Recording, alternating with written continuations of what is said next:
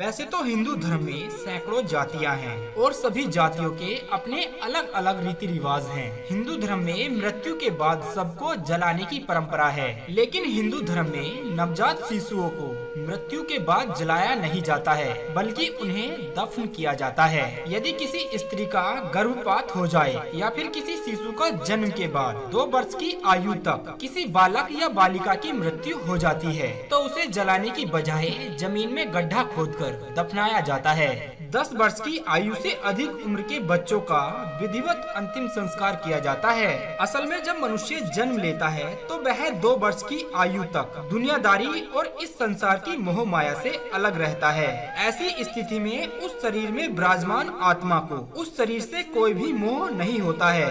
ऐसे में अगर कोई 2 वर्ष की उम्र से कम वाला मनुष्य मृत्यु को प्राप्त हो जाता है तो वह आसानी से उस शरीर का त्याग कर देता है, उस शरीर में प्रवेश करने की कोशिश नहीं करता है। हिंदू धर्म में प्रचलित पौराणिक कथाओं के अनुसार अंतिम संस्कार वास्तव में शरीर से अलग होने का एक रूप है। इसमें जब शरीर को जला दिया जाता है तो व्यक्ति को आत्मा से कोई लगाव नहीं होता है, वह शरीर को आसानी से छोड़ देती है और आत्मा आध्यात्मिक दुनिया की ओर चली जाती है, उसे मोक्ष प्राप्त हो जाता है। और दोस्तों यही कारण है कि हिंदू धर्म में नवजात शिशुओं और संतों साथ ही पवित्र पुरुषों की मृत्यु होने के बाद उन्हें दफनाया जाता है। हिंदू धर्म में एक लोक किंवदंती है कि जब भी किसी बच्चे की मौत हो जाती है तो उस बच्चे के शव को 8 घंटे तक रखा जाता है और बच्चे को जलाया भी नहीं जाता है, बल्कि उस बच्चे के शव को जमीन में गड्ढा खोदकर दफनाया जाता है। हिंदू धर्म में यह भी बताया गया है कि शिशु के अलावा संत पुरुष महात्माओं को भी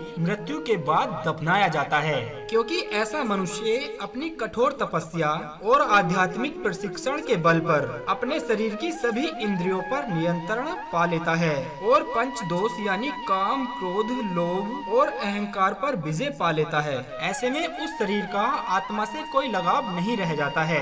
जब ऐसे मनुष्य की मृत्यु हो जाती है तो वह बिना किसी बाधा के अपने शरीर को त्याग कर परम धाम को चले जाते हैं।